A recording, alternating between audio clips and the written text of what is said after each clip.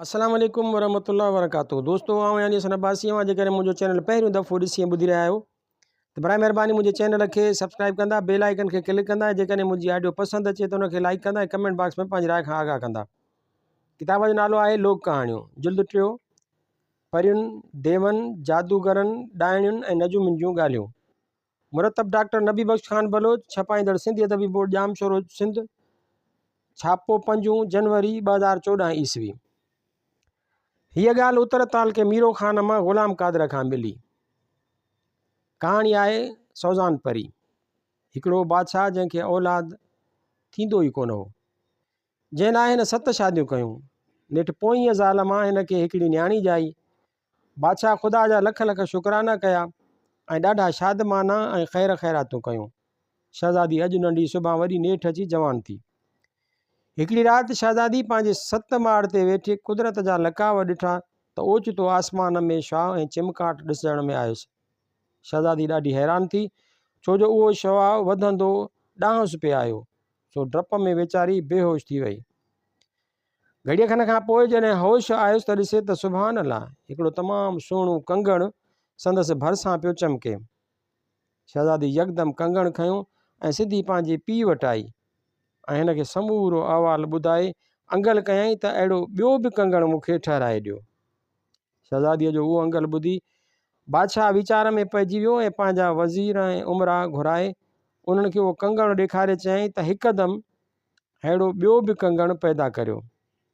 वज़ीर ऐं अमीर कंगण ॾिसी इबरत में पइजी विया ऐं हथ अदब जा ॿधी अर्ज़ु कयऊं त जींदा क़िबला, अहिड़ो कंगण ठाहिण त इंसान ज़ात जी ताक़त खां ॿाहिरि आहे। शायदि कंहिं परस्तान जे परीअ जो आहे। कई सोनारा आया पर अहिड़ो कंगण ठाहे न सघिया। उते बादशाह ॾाढो शशदर थियो त हाणे छा करियां। होॾां शहज़ादी कारो वेस खणी ढकियो ऐं मंझी ऊंधी करे वेही रही। बादशाह जो शहज़ादीअ जी उहा हालत ॾिठी सो पाण झले न सघियो ऐं हिकदमि मुल्क में पड़ो घुमारायईं त जेको बि हिन जहिड़ो ॿियो कंगण आणे ॾींदो तंहिंखे शहज़ादीअ जो संग ऐं अधु राज ॾिनो वेंदो। उहो पड़ो ॿुधी परे परे जा जोधा जवान कई अची गॾु थिया, पर कंगण ॾिसण खां पोइ को बि हाम हणी न सघियो।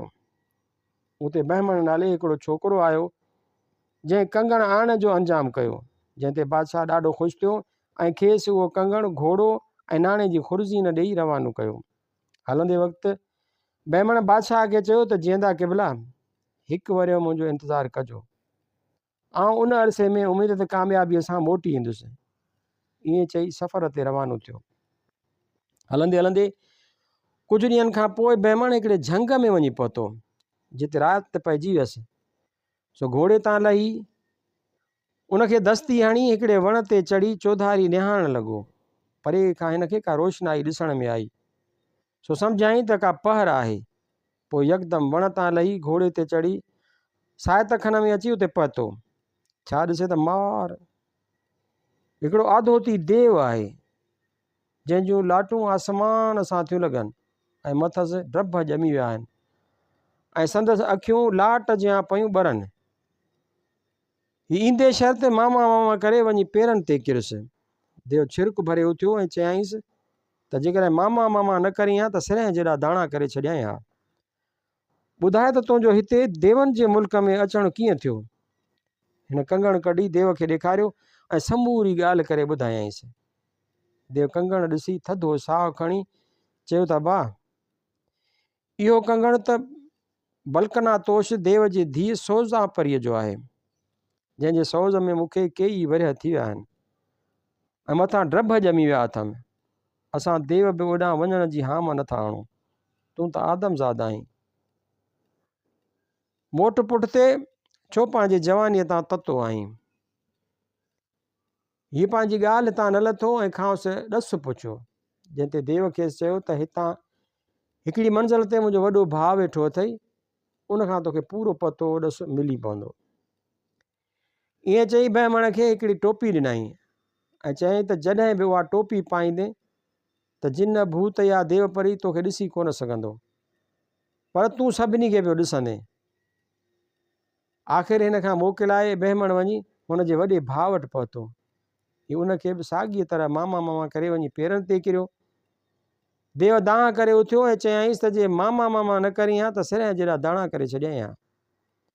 पर भाणे जा शींहनि खे बि प्यारा आहिनि। हाणे हक़ीक़त करे कीअं हिन ॾींहं में आयो आहीं, जंहिं ते बेमण यकदमि कंगण ॾेखारे खेसि समूरे अहवाल मां वाक़िफ़ु कयो ऐं अॻिते जो ॾसु पुछियो। देव कंगण ॾिसी ग़श थी वियो ऐं जॾहिं सामत में आयो तॾहिं हिन खे चयईं त भाउ इहो कंगण त सोज़ा परीअ जो आहे, जंहिंजे सिक में सवें देव पिया सड़नि। मुंहिंजो बि हीणो हाल उन जे फिराक में थियो आहे, पर जीअं त तो मूंखे मामा चयो आहे तंहिं करे तोखे ॾसु ॿुधायां थो, अॻिते खटे तुंहिंजी क़िस्मत। हितां हिकु मंज़िल खां पोइ 100 कोहनि में हिकु बर आहे, जंहिंमें हिकिड़ो कारो जबल आहे, जंहिं ते हिकिड़ी कांवेली रहंदी आहे, जंहिंजे विठ में अहिड़ो असरु आहे जो 100 कोह ते का बि शइ हूंदी त उनखे साड़े ख़ाक करे छॾींदी। उहा हर वक़्तु निंड पई हूंदी आहे, रुगो असर जो उथी विठ लाइ वरी सुम्ही पवंदी आहे। तंहिं करे घोड़े ते उतां तुंहिंजो लंघी वञणु महाल आहे। उन लाइ हीअ उॾंद खटोली सूखड़ी ॾियईं थो, जंहिंजे वसीले उहो सुञ जो सफ़र लंघे पार पवंदे। अॻिते वेंदे त पीले रंग जी ज़मीन ईंदी, उते पोख जे विच में वॾो तलाउ आहे। सोज़ा परी 70 सहेलियुनि सां 8 ॾींहं उन तलाउ में वेझण ईंदी आहे ऐं उहो सॼो ॾींहुं उते फुलहार में भॼी सिज लथे जो वापसि कोह काफ़ वेंदी आहे। जॾहिं उनजे अचण जो ॾींहुं थिए तॾहिं कंहिं बि तरह सां तलाउ जे भरिसां वञी संदसि कपिड़ा पंहिंजे कब्ज़े में कजांइ। उहे एसी ताईं उनखे न ॾिजांइ जेसीं ताईं हुन खां हथ में पियल वींडो न वठी। उहो ॾसु ॿुधी यकदमि देव खां मोकिलाए उॾंद खटोलीअ ते चढ़ी उन जे पासे रवानो थियो ऐं अची पीली ज़मीन ते लथो। उन मैदान जे ओलह तरफ़ खेसि फुलहार ॾिसण में आई, जिते वञी ॾिसे त सुभान अल्लाह विच में हिकिड़ो तमामु सुहिणो ऐं वॾो तलाउ आहे, जंहिंजे चौधारी तरह तरह जा रंग बिरंगी गुल ॿूटा बीठा आहिनि। बेमण कुदरत जा रंग ऐं लकाव ॾिसंदो अची हिकिड़े झुगिटे में लिकी वेही रहियो ऐं इंतज़ार जूं घड़ियूं ॻणणु लॻो। 2-4 ॾींहं गुज़रिया त ओचितो तूफ़ान लॻो, जंहिंमां ई सम्झी वियो त संदसि मन जी मुराद पूरी थियण वारी आहे। सो हिकदमि पहिरीं देव वारी ॾिनल टोपी पाए वेही रहियो। तूफ़ान बसि थियो त मींहं जूं कणियूं पयूं ऐं घड़ी गुज़रण खां पोइ ॾिसे त सोज़ा परी पंहिंजनि 70 सहेलियुनि सां गॾु जवाहरनि सां जड़ियल तख़्त ते वेठी आहे ऐं 4 बानियूं अथसि जे उन तख़्त खे किनारनि ते खयो खेसि उॾाईंदियूं पियूं अचनि। बेमण जो हिन जो ठठ ऐं हुस्न ॾिठो सो होश खाई निकिरी वियो, पर आख़िर पाण संभाले वेही रहियो। परियूं अचण शर्त कपिड़ा लाहे तलाउ में वेझण लॻियो। बेमण यकदमि सोज़ा परीअ जी पोशाक कब्ज़े में करे तिलस्मी टोपी लाहे ज़ाहिर थी बीह रहियो। परियुनि जो आदमज़ाद खे ॾिठो सो पंहिंजा पंहिंजा कपिड़ा खणी भड़को ॾींदियूं उॾामंदियूं वयूं, तांजो फ़क़ति सोज़ा परी वञी रही। जा लाचार थी पई सा खेसि मिनथूं करणु लॻी, पर बेमण चयसि त पहिरीं उहो हथ में पहिरियल वींडो ॾींहुं त पोइ कपिड़ा ॾींदोसांइ, न त आउं वञा थो। उते परी लाचार थी पई ऐं वींडो लाहे खणी खेसि ॾिनई। वींडे हथ करण खां पोइ बेमण खेसि पोशाक वापसि ॾिनी। जा पहिरें उहा ॿाहिरि निकिती ऐं खांसि उते अचण जो सबबु पुछियो। तंहिं ते बेमण कंगण कढी खेसि ॾेखारियो ऐं अहिड़े ॿिए कंगण जी घुर कयईंसि। सोज़ा परी कंगण ॾिसी सुञातो ऐं चयईंसि त उहो कंगण बराबरि मुंहिंजो आहे, जो मुल्कनि जो सैर कंदे वाट ते किरी पियो हो, ऐं बाक़ी हिकु हीअ मुंहिंजी बांह में आहे। हाणे जे उहो वींडो मूंखे मोटाए ॾीं त आउं तोखे हीअ कंगण ॾियां। बेमण खे उहा ॻाल्हि खपंदी हुई सो हाउकार कयईं।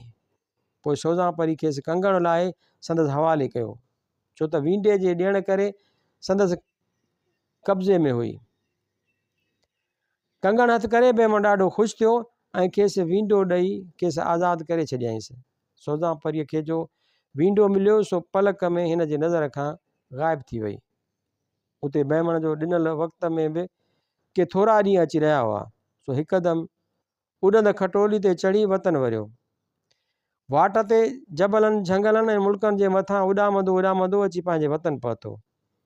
माण्हुनि जो बेमण खे ॾिठो सो ख़ाबिरनि हिकदमि अची बादशाह खे ख़बर कई। बादशाह ख़बर ॿुधंदे ई हिकदमि तख़्त छॾे अची बेमण सां मिलियो। पोइ हिन ॿई कंगण बादशाह जे हवाले कया, जंहिं करे हू ॾाढो ख़ुशि थियो ऐं हिकदमि पंहिंजी लाडली धीउ खे वञी ॾिनई। शहज़ादी कंगण ॾिसी ॾाढी ख़ुशि थी। बादशाह बि पंहिंजे कौल खे पाण में देरि कान कई ऐं 2-3 ॾींहंनि खां पोइ बेमण जी शादी पंहिंजी प्यारी लाडली धीउ सां कराए खेसि ॾाज में अधु राज जो ॾिनो, जंहिंखां पोइ हू सॼी उमिरि आराम सां रहियो।